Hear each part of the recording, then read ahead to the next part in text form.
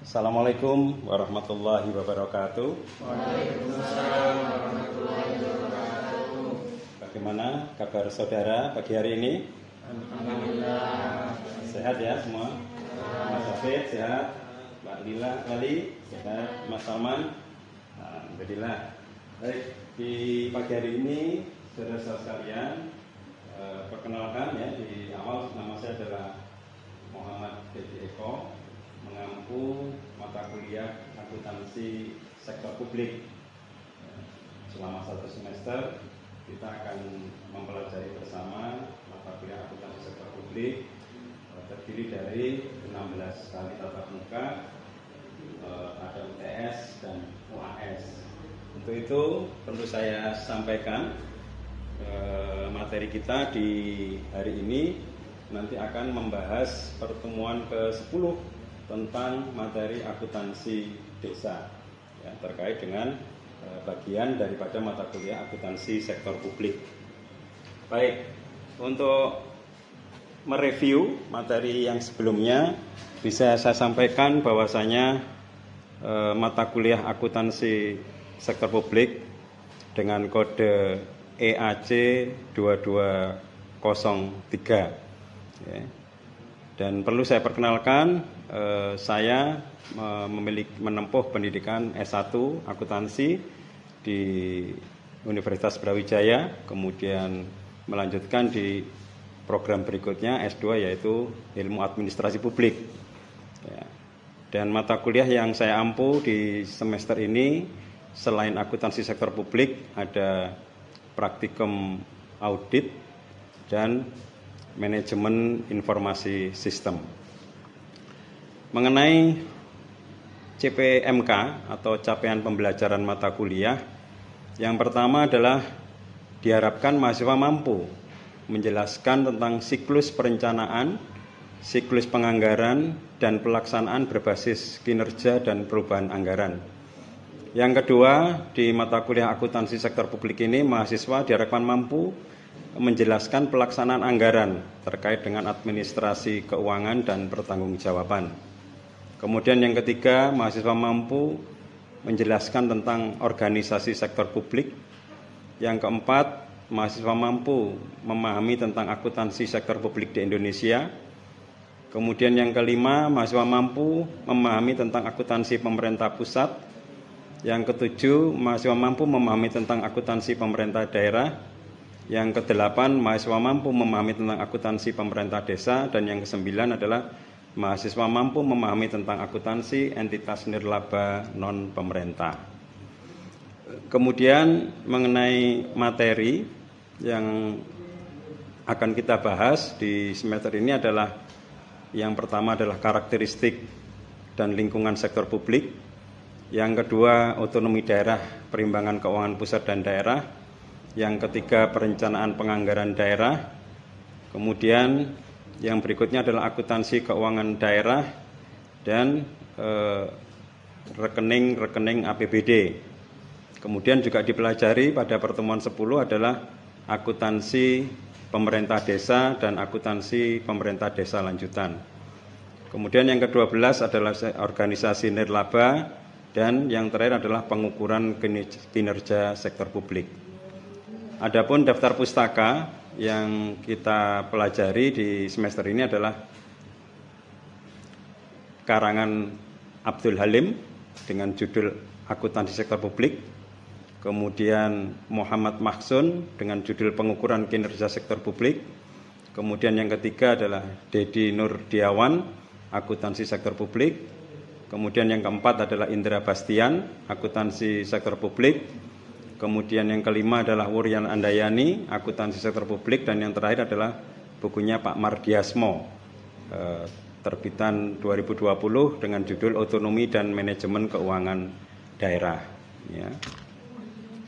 Kemudian lanjut kita kepada materi selanjutnya ya, terkait dengan review akuntansi sektor publik, di mana ada beberapa unsur yang kita pelajari di pertemuan kali ini adalah tentang organisasi sektor publik, Yang kedua tentang standar atau PSAK 45 terkait pelaporan entitas nirlaba. Kemudian yang berikutnya adalah ISAK atau Interpretasi Standar Akuntansi Keuangan 35 tentang penyajian laporan keuangan entitas berorientasi non-laba. Yang terakhir adalah isu entitas non-laba. Kemudian organisasi sektor publik ada dua jenis. Yang pertama adalah akuntansi yang pemerintah, akuntansi pemerintah dengan standar PSAP atau pedoman standar akuntansi pemerintah, dan yang kedua adalah non pemerintah dengan standar ISAK 35 atau interpretasi standar akuntansi keuangan nomor 35. Terkait dengan perbedaan ataupun kesamaan dari sektor publik dan bisnis adalah memperoleh aset untuk menghasilkan barang dan jasa. Kemudian beberapa organisasi non-laba yang kegiatannya sama adalah di sektor transportasi, rumah sakit, pendidikan, dan sarana umum terkait dengan listrik ataupun air. Dari sisi tujuan, perbedaan antara sektor publik dan sektor bisnis. Untuk sektor publik, ini tujuannya adalah untuk memberikan jasa dari sumber daya yang diperoleh. Kemudian evaluasi pada tujuan pelayanan, peningkatan pelayanan. Sementara kalau pada entitas bisnis, ini adalah berorientasi pada penghasilan laba atau kemampuan memperoleh laba. Ini dari sisi tujuan. Kemudian contoh organisasi sektor publik, ada organisasi sosial, ada lembaga pemerintah, organisasi agama, yayasan sosial, institusi pendidikan dan kesehatan. Ini merupakan lembaga-lembaga sektor publik yang secara administrasi ataupun secara tujuannya adalah untuk meningkatkan pelayanan kepada masyarakat. Jadi ada yang berbasis pemerintah dan ada non pemerintah.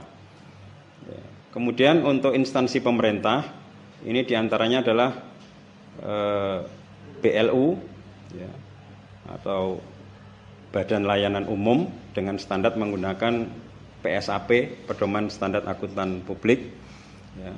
Kemudian menggunakan PP 24 tahun 2005 serta PP 71 tahun 2010 yang disusun oleh Komite Akuntansi Pemerintahan. Kemudian organisasi keagamaan, ini mengacu pada Undang-Undang 23 tahun 2011 tentang pengelolaan zakat. Kemudian PSAK 45 yang digantikan oleh ISAK 35.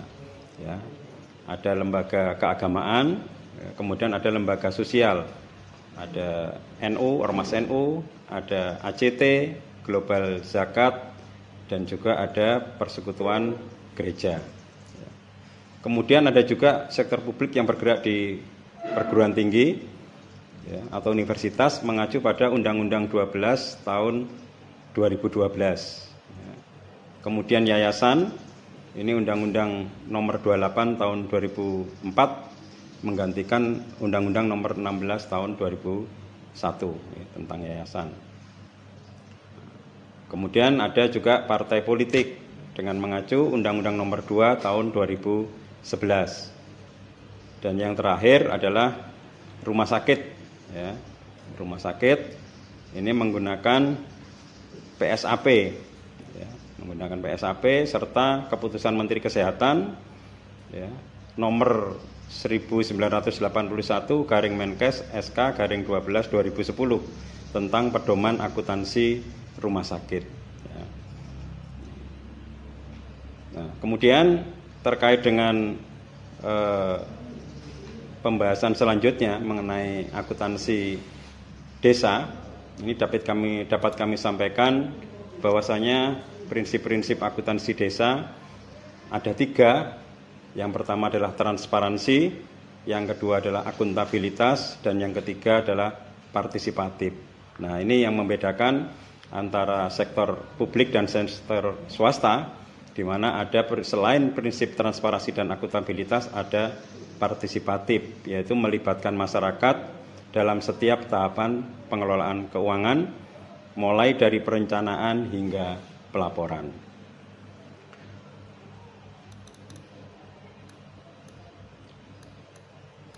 Nah, sistem perencanaan dan penganggaran di desa ini dimulai dari perencanaan RPJMDes, ya, atau penyusunan rencana pembangunan jangka menengah desa yang periodenya selama 6 tahun. Ya, ini merupakan dokumen perencanaan, ya, yang ada di desa yang harus disusun secara transparan, partisipatif, dan akuntabel. Nah, dokumen perencanaan desa atau RPJM desa ini disusun melalui proses musdes, ya, atau musyawarah desa mengacu pada RPJM kabupaten atau kota. Jadi acuan penyusunan RPJM desa itu mengacu pada RPJM kabupaten ataupun kota. Nah, setelah disusun RPJM Des yang masa berlakunya 6 tahun, kemudian disusunlah penyusunan RKP desa atau rencana kerja pemerintah desa, di mana di dalam RKP desa ini tertuang usulan-usulan prioritas selama 1 tahun. Jadi ketika RPJM Des tadi itu 6 tahun, RKP Des ini adalah usulan 1 tahun. Ya, proses penyusunannya ini melalui musdes, ya, musyawarah desa, dan juga musrenbangdes atau musyawarah perencanaan pembangunan desa. Nah, dari hasil dokumen RPJM Des dan RKP Des, maka terbitlah dokumen APB desa, ya, anggaran pendapatan dan belanja desa, yang rata-rata di setiap desa menerima DD, ya, atau dana desa sebesar 1 sampai 2 miliar. Nah, sebagai wujud transparansi biasanya di desa dipasang baliho atau banner untuk menampilkan jumlah besaran APB desa. Ya, ini mengambil prinsip transparan. Ya, di mana di dalam APB desa ini ada 3 posisi. Yang pertama adalah posisi pendapatan yang terdiri dari dana desa, ya, kemudian ADD atau alokasi dana desa, kemudian bantuan provinsi, PAD. Ya, PAD ini adalah sumber-sumber pendapatan desa yang berasal dari retribusi ataupun pendapatan pasar. Nah, ini merupakan PAD. Ya. Kemudian ada juga di sisi pendapatan adalah bagi hasil pajak. Ya, kemudian ada sumbangan, dan yang terakhir adalah pendapatan desa yang lainnya. Jadi misalkan desa memiliki BUMDes, kemudian ada penghasilan dari usaha BUMDes itu masuk di pendapatan desa lainnya. Kemudian untuk belanja, ini ada penyelenggaraan pemerintahan, pelaksanaan pembangunan, pembinaan kemasyarakatan, pemberdayaan masyarakat, dan belanja tak terduga. Ini untuk mengantisipasi kondisi atau kejadian force majeure, ya, misal banjir atau bencana alam, ini dibiayai dari belanja tak terduga. Nah, di dalam belanja ini ada belanja rutin dan belanja modal. Ya, belanja rutin itu adalah belanja yang habis dalam 1 tahun atau 1 periode, semisal untuk membayar gaji pegawai. Kemudian ada belanja modal. Nah, belanja modal itu biasanya digunakan untuk pelaksanaan pembangunan desa, ya, bangun jalan atau jembatan yang waktunya lebih dari 1 tahun. Nah, itu merupakan pos belanja modal. Kemudian yang terakhir di APBDes ini ada pembiayaan, ya, atau yang biasa disebut dengan silpa atau sisa lebih perhitungan anggaran tahun sebelumnya. Jadi misalkan di tahun 2024 ternyata ada anggaran APBDes yang tidak terserap, maka di periode berikutnya di 2025 ini merupakan silpa, ya, menjadi silpa atau sisa lebih perhitungan anggaran tahun sebelumnya. Nah, kemudian pembiayaan yang berikutnya adalah pembentukan dana cadangan dan penyertaan modal desa. Jadi misalkan desa menginvestasikan modalnya, sebagian modalnya untuk pembangunan BUMDes, ya, modal BUMDes, simpan pinjam. Nah, ini diambil dari pos pembiayaan. Ya. Oke, sampai di sini ada pertanyaan?